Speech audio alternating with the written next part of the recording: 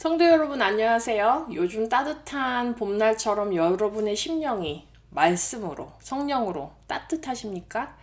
봄날의 뿌리는 꽃가루 씨앗들처럼 여러분의 심령에 성령의 씨앗들이 뿌려지고 있습니까? 오늘 말씀도 계속해서 마태복음 13장에 나오는 씨앗 비유를 이어나갑니다. 오늘은 첫 4가지 비유 중에서 마지막 비유인 누룩의 비유입니다. 다 함께 오늘 본문 마태복음 13장 33절을 읽고 기도하고 말씀 시작하도록 하겠습니다.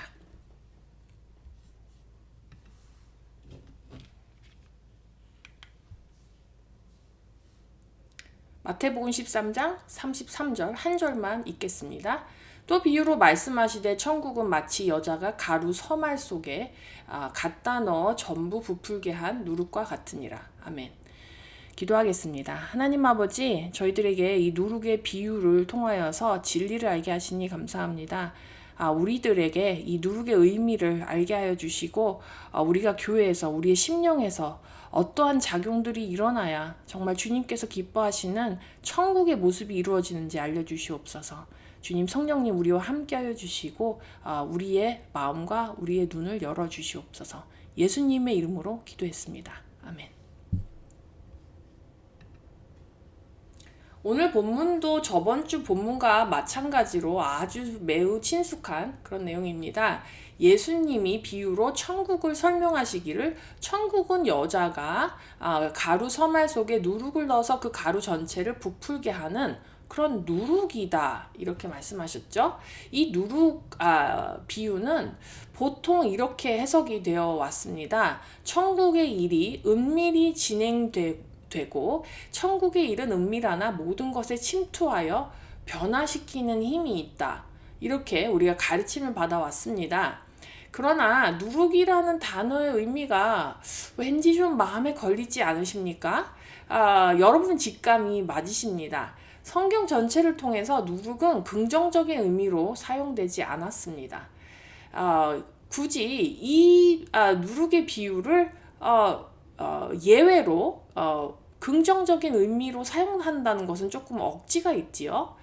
그런데 왜 이 땅에 임하는 하나님의 나라인 천국을 예수님께서 부정적인 의미로 누룩과 같다 이렇게 비유하셨을까요? 누룩하면 대충 뭔지 감이 오시긴 하시죠? 우리가 누룩이 근데 무엇인지 정확하게 알 필요가 있을 것 같습니다. 누룩은 영어로 하면 yeast, 한국말로는 현대 한국말로는 효모이죠. 곰팡이과에 속하는 단세포 생물로 번식을 매우 왕성하게 합니다. 설탕에 효모를 넣으면 술이 되고 밀가루에 효모를 넣으면 빵이 되고 미국 사람들은 한국 사람들만큼 발효식품을 많이 먹지는 않는 것 같습니다. 한국 사람들이 전통적으로 발효해서 먹는 음식이 무엇이 있습니까? 김치, 간장, 된장, 매실즙 등등 발효 음식이 우리 건강에 아주 좋은 음식이죠. 이렇게 우리 실생활에서는 참 이로운 효모를 성경에서는 누룩이라고 하면서 이스트, 이 누룩을 악하고 죄된 것으로 주로 빗대어서 예수님께서 말씀을 많이 하셨습니다. 누룩의 근본적인 성격을 생각해 보면 누룩은 본질적인 것을 아주 비슷한 물질로 그러나 화학적인 반응으로 인해서 전혀 다른 그런 성질의 물질로 바꾸는 습성이 있습니다. 어떠한 재료에 효모가 들어가게 되면 그 재료의 본연의 성질을 바꿔서 원래 재료와 비슷하기는 하지만 아주 전혀 다른 식재료가 되는 것이죠. 콩이 발효되면 콩이라는 원래 재료가 비슷하기는 하지만 전혀 다른 모습과 성질을 띠는 간장이나 된장이 되는 것처럼 말입니다. 자, 오늘 본문을 돌아와 보겠습니다. 예수님께서 여자가 누룩을 넣는다 이렇게 말씀하셨어요. 오늘 본문 보면 볼수록 조금 아리송하실 겁니다. 성경에서 여자가 나오면 여자는 성별을 따질 때 혹은 남자의 반대말인 여자를 의미하는 것이 아니라는 것을 명심하시기 바랍니다. 여자는 국가나 어떠한 거대한 기관을 의미할 때가 많습니다. 그래서 에베소서에서 교회를 신부로 보는 이유가 교회 전체가 여자다 혹은 교회가 거대한 기관이나 단체라는 것을 의미하기 때문입니다. 또한 이스라엘을 국가로서 지칭할 때 여자라고 부릅니다. 그래서 여자의 후손이라고 하면 이스라엘 국가에서 배출되어진 예수 그리스도를 의미하는 것이죠. 자, 이렇게 미루어 본다면 누룩을 넣는 여자를 교회 혹은 그리스도인 전부를 일컫는 단체, 집단이라고 본다면 적절할 것 같습니다. 그 여자가 누룩을 어디에 넣냐면 가루 서말 속에 넣는다 이렇게 말합니다. 여기서 가루는 떡을 반죽해서 구울 수 있는 고운 곡식가루를 뜻하죠. 본문의 영어 성경을 한번 읽어보면 NIV 성경에는 60파운드의 밀가루라고 하고 뉴킹 제임스 성경에서는 3 measures of meal 이런 표현 썼습니다. 60파운드면요 27kg 정도 합니다. 이것을 서말이다. 영어로 3 measures of meal 세 번을 먹을 수 있는 그런 meal 이렇게 적혀 있는 것이죠. 그런데 이 서말 혹은 3 measures of meal 이라는 말을 그냥 지나치시면 안 됩니다. 성경에서 종종 서말을 다른 표현으로 세스아라고 하는데 세스아가 가장 최초로 등장하는 구절이 창세기 18장 6절에 나옵니다. 함께 창세기로 가도록 하겠습니다. 창세기 18장 6절을 다 함께 읽도록 하겠습니다. 창세기 18장 6절입니다. 아브라함이 급히 장막으로 가서 사라에게 이르되 속히 고운 가루 세 스아를 가져다가 반죽하여 떡을 만들라 하고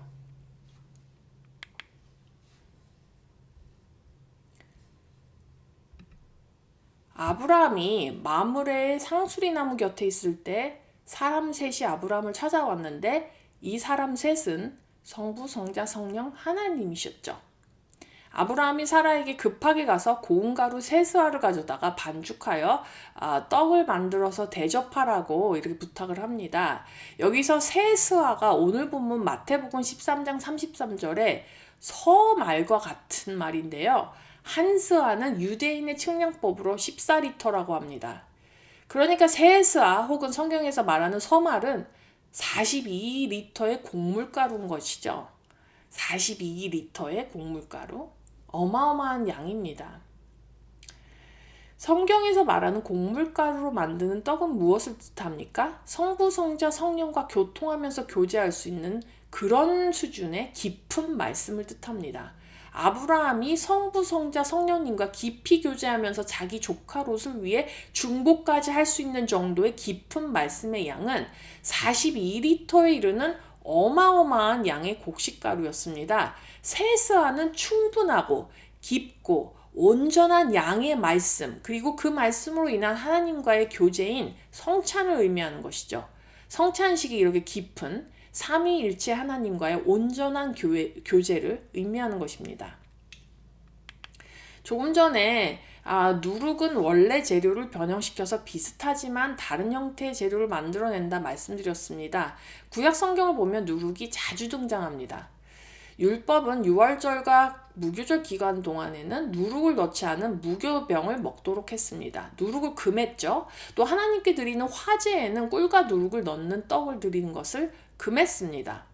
이렇듯 원래 재료를 변형시키는 누룩은 죄와 악의 상징적인 의미가 있기 때문에 하나님께 제사 드리는 떡에는 누룩을 넣지 않은 떡으로 예배하는 것이죠. 그러면 여자라고 하는 교회가 성부, 성자, 성령 하나님과 온전한 교제를 이루는 세스아의 말씀을 그 말씀의 본질을 변형시키는 그런 누룩은 도대체 무엇일까요? 마태복음 16장 마가복음 18장 마가복음 8장 함께 찾아보도록 하겠습니다. 먼저 마태복음 16장 6절입니다. 예수께서 이르시되 삼가 바리새인과 사두개인들의 누룩을 주의하라 하시니. 자, 마가복음 8장입니다. 예수님께서 제자들에게 바리새파 사람들의 누룩과 헤롯의 누룩을 조심하라 하고 말씀하시자. 신약에서의 누룩은 바리새인들의 외식과 위선, 사두개인들의 부활과 영적 세계의 부인, 그러니까 이성주의, 헤롯 당파의 물질주의와 세속주의를 뜻합니다. 오늘 본문으로 한번 다시 돌아오겠습니다. 여자가 서말 가루에 누룩을 넣었다는 것은 교회라는 거대한 단체가 하나님과 깊고 온전한 교제를 나누게 하는 엄청난 양의 말씀 속에 세상의 위선과 철학과 물질관과 이성과 지식을 넣어서 교회 전체와 말씀 전체가 세속화되는 것이죠. 그래서 성부, 성자, 성령 하나님과의 온전한 교제와 교통이 이루어지는 것을 방해하는 모습을 이 누룩 비유가 말씀하고 있는 것입니다. 우리가 바리새인, 사두개인, 헤롯의 누룩은 당연히 나쁜 것으로 믿고 이것이 교회에 들어오면 안 된다. 이것은 누구나 상식적으로 생각하실 것입니다.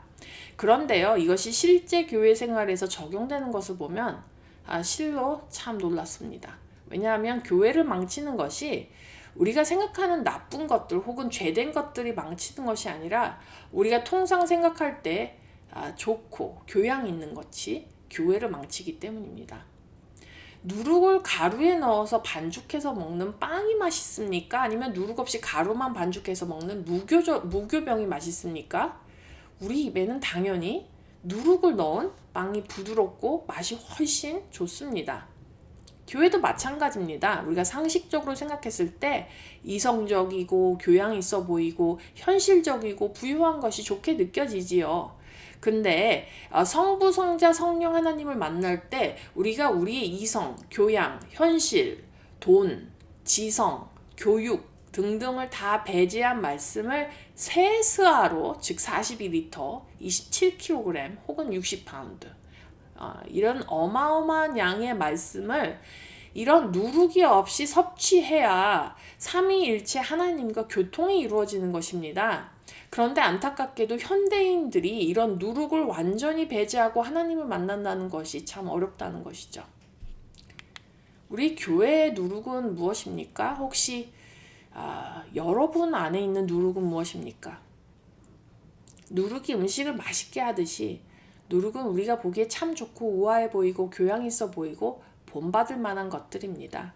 우리가 교회를 다니면서 이것이 누룩인지 잘 분별을 못하는 경우가 많습니다. 누룩이 그렇게 잘못된 것처럼 느껴지지 않기 때문입니다. 오늘 하나님이 여러분의 무슨 누룩을 없애고 세스아의 가루로 만든 어마어마한 말씀을 먹자고 청하십니까? 당신의 무슨 누룩을 없애야 성부, 성자, 성령 하나님과 교통할 수 있겠습니까? 교회를 망치고 하나님을 만나지 못하게 하는 누룩 중에 옳고 그름을 따지는 이성과 논리가 있습니다. 이성과 논리가 타당한 것 같지만 사실 이성과 논리는 자기가 옳다고 생각하는 교만입니다. 내 생각이 이성적이고 논리적이라는 누룩을 버려야 이성적이고 논리적인 분은 오직 진리 대신 예수 그리스도라는 사실을 비로소 깨닫게 됩니다. 우리가 당연히 나쁜 것이니까 없애야 하는 것 말고 우리가 생각하기에 좋고 귀한 것을 없애는 연습을 합시다. 함께 합시다. 죄는 나쁘고 악한 것만이 죄가 아닙니다. 죄는 예수 그리스도가 아닌 모든 것이 죄입니다. 그래서 내가 생각했을 때 좋은 것이든 나쁜 것이든 예수 그리스도가 아닌 것은 다 버리고 포기해야 성부, 성자, 성령 하나님과 교통을 할 수 있습니다. 우리가 온전히 먹어야 하는 누룩 없는 빵, 이 빵, 누룩이 없는 빵은 죄가 전혀 없으신 예수 그리스도 그분 그 자체이십니다. 우리 성도님들은 예수 그리스도를 어마어마하게 섭취하시기 바랍니다. 우리가 완벽할 수는 없어요. 그러나 오픈함스 교회와 교회 성도들은 예수님께서 이 땅에 세우시는 온전한 천국이 되시기를 축복합니다. 함께 기도하겠습니다. 하나님 아버지, 우리에게 누룩이 전혀 없으신 무교병의 빵이신 예수 그리스도를 찬양합니다. 우리가 정말 예수 그리스도가 아닌 것은 우리가 아무리 보기에 좋고 정말 본받을 만하고 정말 우리가 사모한 것이랄지라도 예수 그리스도가 아니라면 그것을 다 놓고 그것을 포기하고 성부, 성자, 성령 하나님과 교제하는 그 곳까지 나아갈 수 있도록 우리를 정말 인도하여 주시옵소서. 은혜로 인도하여 주시옵소서. 주여, 정말 우리 성도들이 예수 그리스도의 그 무교병 빵을 정말 세수화만큼 어마어마한 양으로 섭취해서 우리 정말 이 오픈함스 교회 또 우리 성도들의 심령 안에 주님께서 말씀하시는 천국이 임할 수 있도록 도와주시옵소서. 예수 그리스도의 이름으로 기도했습니다. 아멘.